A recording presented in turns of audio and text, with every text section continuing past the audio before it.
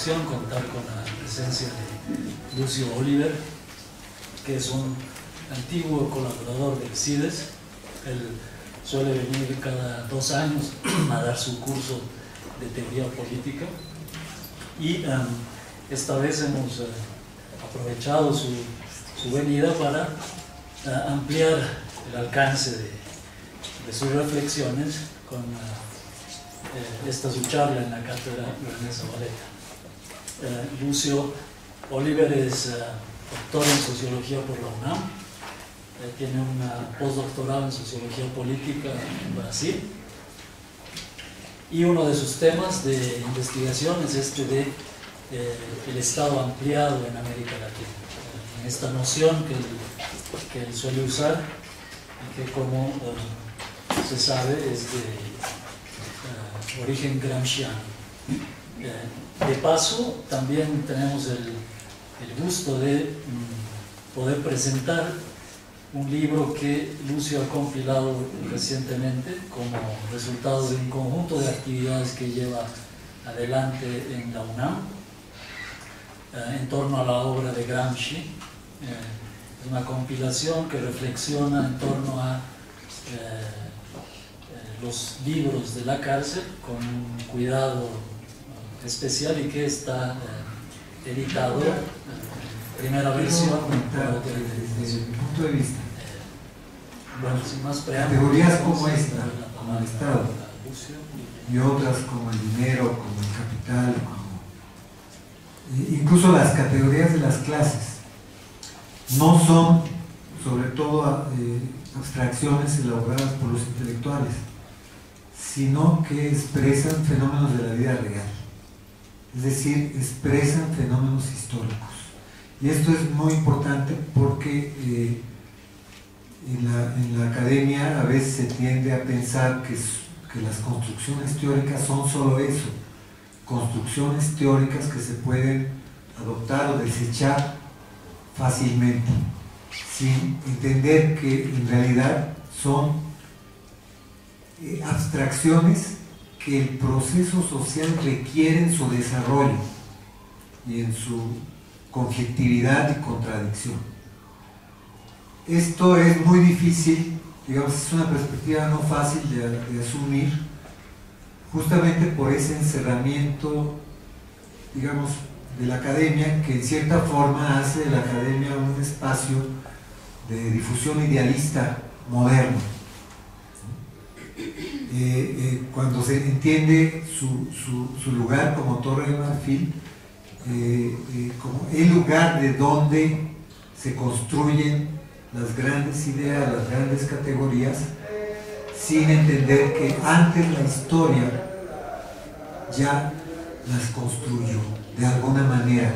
Por supuesto, no con la sistematicidad, la especificidad que como se debe hacer por la vía de la ciencia, pero la historia las construyó, y esta idea es difícil, y no solo es de la ciencia social, ¿no?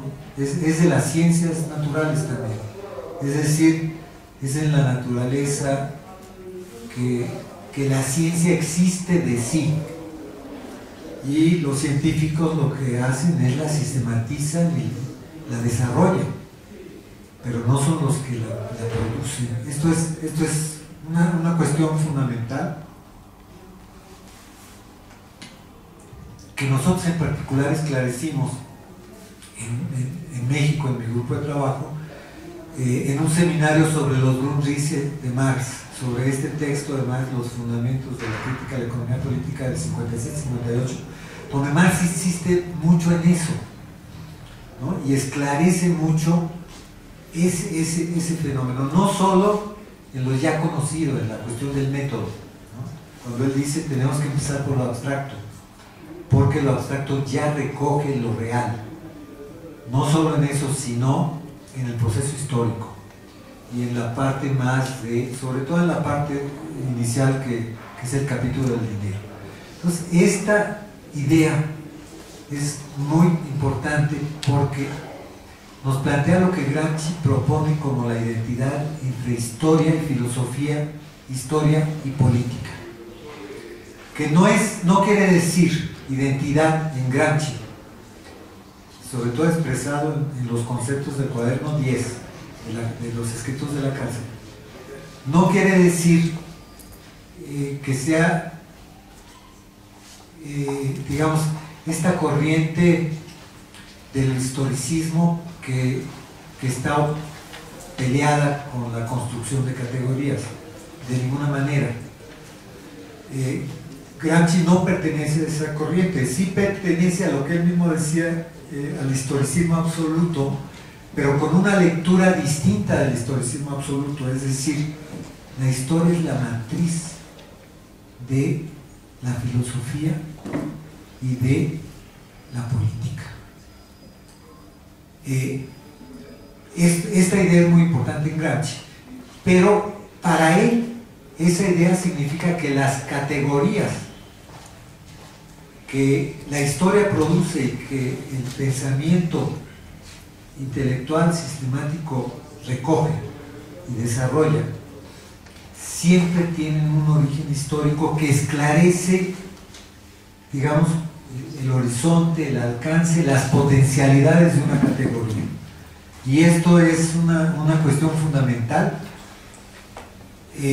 para las distintas categorías que la ciencia social utiliza. Y por supuesto, para la categoría de Estado, que es la categoría que organiza esta conferencia. Entonces, es muy importante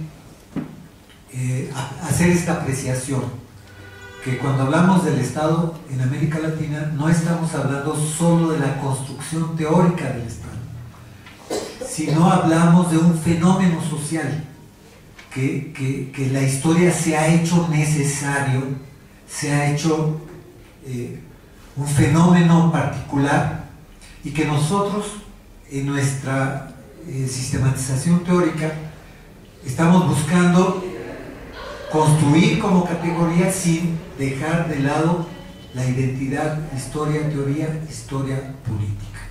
Esto es lo primero que quiero decir, porque es un tema profundísimo que sin embargo es organizador, digamos, del análisis social. En segundo lugar, quiero comentar que mi apreciación del Estado en América Latina es verlo como una forma compleja. Es decir, la forma Estado. ¿A qué alude la noción forma-Estado? O el Estado como forma. La noción de forma en Marx tiene la idea de expresión social, de organización social, y tiene cierta afinidad con la idea aristotélica de que la forma habla del fenómeno como lo que es, ¿no? Es decir, no la idea platónica de la forma como algo exterior, secundario al fenómeno, no. Para Aristóteles era otra cosa la forma. Y Marx recoge ese aspecto de la forma como lo que verdaderamente es, pero ubicándola en términos de su expresión como fenómeno social, y que adquiere, podríamos decir ahora, cierta cosificación que le permite existir como forma. Esta es toda una temática y también muy interesante, que es el estudio de las formas en las ciencias sociales, pero que la propia vida social también tiene su importancia. Es decir, si el Estado no fuera forma, no sería Estado. ¿Por qué? Porque en la vida social, la realidad social no se expresa directa y abiertamente como Estado, sino que se expresa como Estado por determinadas particularidades que han llenado el debate teórico en el último siglo, y que nuestra tesis es que eso ha afectado la comprensión del Estado en América Latina, y que ha llevado básicamente a trabajar dos aspectos. Al referirnos a la forma de Estado estamos hablando de dos aspectos. Un aspecto tiene que ver con la forma de Estado como expresión peculiar, particular, separada de lo que hay de comunidad en la sociedad moderna. Estamos hablando del Estado moderno, porque digamos, el Estado en otros momentos tiene otras particularidades. Y como dice Marx, siempre que se habla de un fenómeno hay que ver lo específico de ese fenómeno para conocerlo. De otra manera se está hablando de características demasiado generales que no permiten conocer lo específico. Y si hablamos del Estado moderno en América Latina, también tenemos que ver qué es lo específico. Y lo específico, en términos de este primer elemento que ha contribuido al esclarecimiento de la forma de Estado, es que en la sociedad moderna la capacidad colectiva de los hombres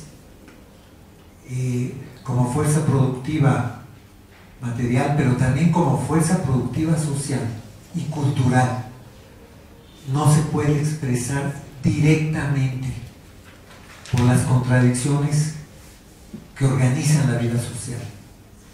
Y eso es lo que genera la necesidad de que se exprese en una forma exterior, la forma Estado. Lo común, las fuerzas productivas colectivas y las fuerzas políticas y culturales colectivas se expresan exteriormente a la sociedad, porque la sociedad, dadas sus contradicciones, no puede expresar eso que tiene de común.